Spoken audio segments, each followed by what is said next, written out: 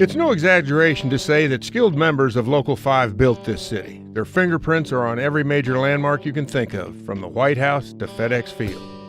If you've ever enjoyed a cool drink of water on a hot summer's day at RFK Stadium, had a bite to eat at a cafe in one of the Smithsonian Museums, or used the facilities at any federal government building constructed after 1890, you've got a member of Plumbers Local 5 to thank for it. But the impact of Local 5 goes beyond just buildings. The efforts of the American labor movement, in which Local 5 has played a crucial role, have set the standard for wages and improved working conditions for all Americans.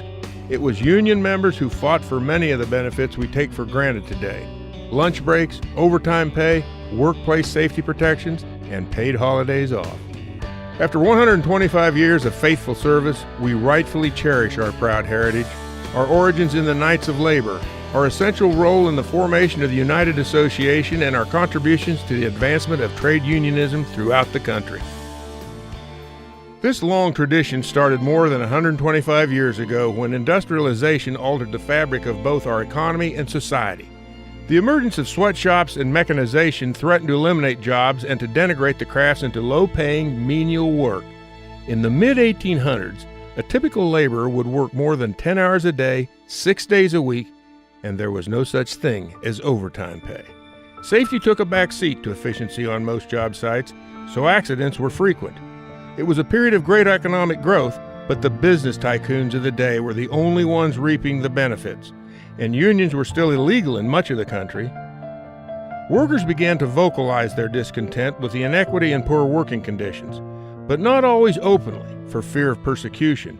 Many wrote under false names, penning anonymous editorials printed in journals like The Rasp, a monthly pipe trades publication. In 1888, Philip Grace, the man who edited, published, and personally financed The Rasp, urged a Boston plumber named Patrick Quinlan to correspond directly with Richard O'Brien, a plumber in Washington, D.C., both regular contributors to The Rasp. Their exchange of letters led to the scheduling of a formal convention in our capital.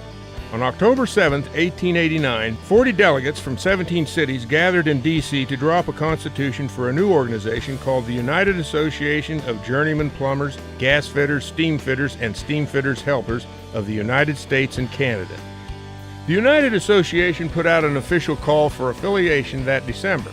Local 5 takes great pride in being one of the first 7 locals chartered by the UA.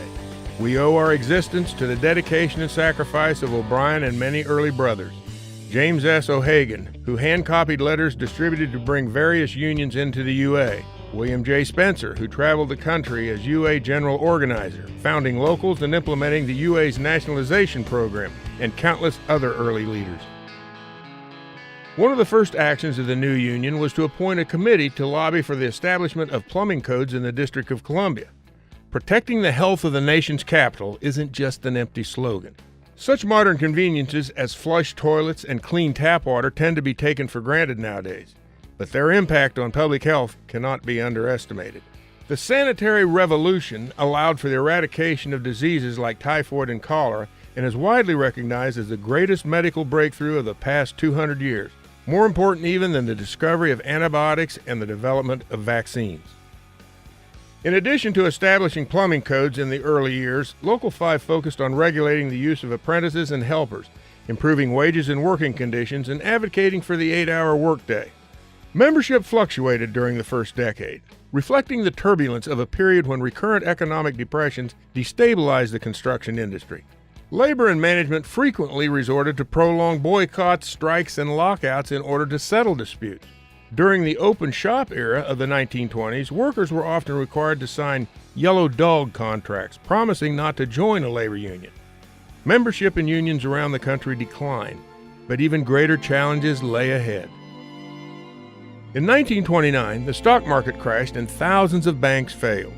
Families suffered as unemployment soared and construction all but stopped, leading to a significant decline in manufacturing. In a letter to the Local dated February 1934, a father of 6 children wrote, "I cannot let my wife and children suffer anymore. It seems impossible to find a job." These were dark times. Finally, under the leadership of President Franklin D. Roosevelt, the U.S. slowly emerged from the Great Depression. Roosevelt pushed Congress to pass legislation that not only relieved the suffering of the unemployed, but also provided government-subsidized work. In this period, Local 5 members installed the plumbing systems in many of our government buildings still used today. Roosevelt's New Deal also reformed the government's labor policy. The Wagner, or National Labor Relations Act, established the first national policy protecting the rights of workers to organize, and in 1938, the Fair Labor Standards Act set the first national minimum wage. With the economic recovery underway, regulation of apprenticeship became a priority. Government and labor together began to establish uniform standards for the selection, employment, and training of apprentices with the passage of the National Apprentice Act of 1937, and the UA issued its first national standard the following year. Local 5 opened its apprenticeship school in 1940 in a facility shared with a vocational school. In the 1950s, when this arrangement proved insufficient, Local 5 partnered with the Steamfitters Local 602 to buy and operate a school building in D.C. The entry of the United States into World War II in 1941 sharply reduced the amount of private residential work and increased the demand for journeymen on public housing and heavy construction defense projects. As a result, Local 5 admitted large numbers of auxiliary workers to full membership, which almost tripled between 1939 and 1943. In this period, Local 5 members installed the piping systems for a number of important government and military facilities, including the Pentagon, Bethesda Naval Hospital, and the National Institutes of Health. The early 1950s marked somewhat of a slowdown for Local 5. With the country no longer at war, lucrative defense projects were simply not to be found. Utilities helped keep the local going. Sewer and water treatment plants were a necessity, and there was a fair amount of mechanical work.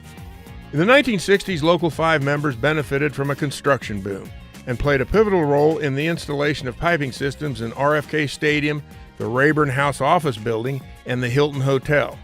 Local 5 contributed directly to the development of national training standards. Members Alexander Bell, George Mazzico, Charles Bridget, DeForest Rathbone, and George Bliss III helped rewrite training text for the UA. The prosperity of the early 1960s soon gave way to the social upheaval of the civil rights movement and anti-war protests. The first minority apprentices in Local 5 started classes in 1963 and graduated in 1968. Women entered the program in the late 1970s and were well represented by the first female graduates, Alma Long and Yolanda Lucas. When the social and political turmoil subsided in the mid-1970s, we in Local 5 found ourselves competing with a resurgent open shop movement for what little work there was available. By 1976, unemployment in the construction industry had reached 18 to 20%, the highest rate since the Great Depression. Government policies only worsened the situation as we entered the anti-labor era of Reaganomics. Local 5 agreed to concessions in order to make union contractors more competitive, including wage freezes and contract extensions.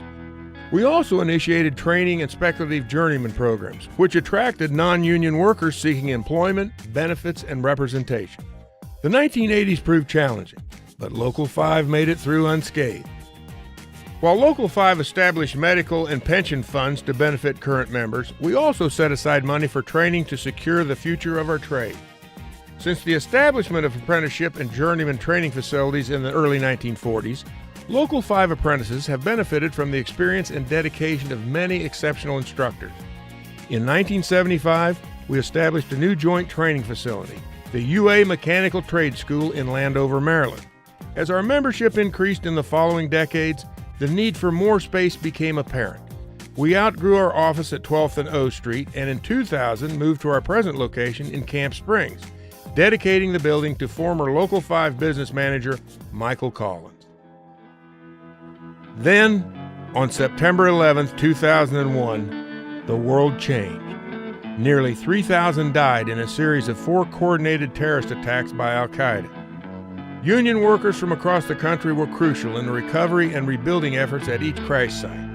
As our brothers and sisters clambered over rubble at Ground Zero in New York, Local 5 members assisted with rebuilding the Pentagon, contributed to the 9/11 Fund, and participated in blood drives and fundraising efforts to help victims. Some members chose to serve our country by joining the armed forces, fighting to protect our freedoms abroad. The economy took another turn for the worse in 2008. The housing bubble burst, and thanks to greedy and unscrupulous investors on Wall Street, the stock market crashed, leading to a dramatic spike in unemployment. With families across the country struggling to make ends meet, Local 5 remains committed to serving the community through volunteer work and charitable fundraising. Each year, our members participate in the Heats On, Waters Off program, providing free housing renovations, plumbing, heating and air conditioning inspections, and repairs for the needy. Unfortunately, veterans returning home from tours in Iraq and Afghanistan still face a tough job market.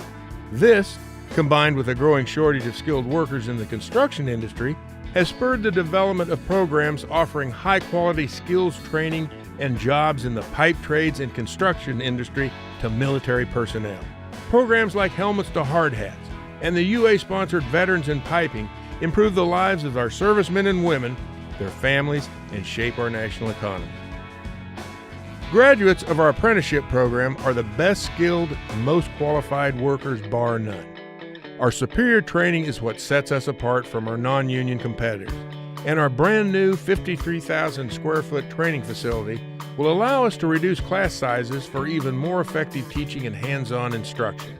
We'll be able to hold classes all year round and offer training on the most cutting-edge green technologies. Located in Lanham, Maryland, the building qualifies for Silver LEED certification and includes an 8,000 square foot welding shop, a rainwater harvesting system, solar panels, large classrooms, and lab areas with room for future expansion.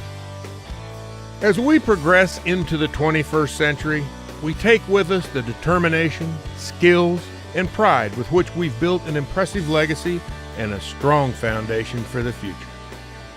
It took two people to start a union.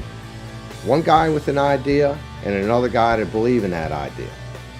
We've had our ups and downs, we'll continue to have our ups and downs, but we need to continue to fight the battle to be the best, to stay the best, and to grow, and to be around for another 125 years. With that said, happy anniversary, Plumbers and Gasfitters Local 5. I hope to see you at the 150th.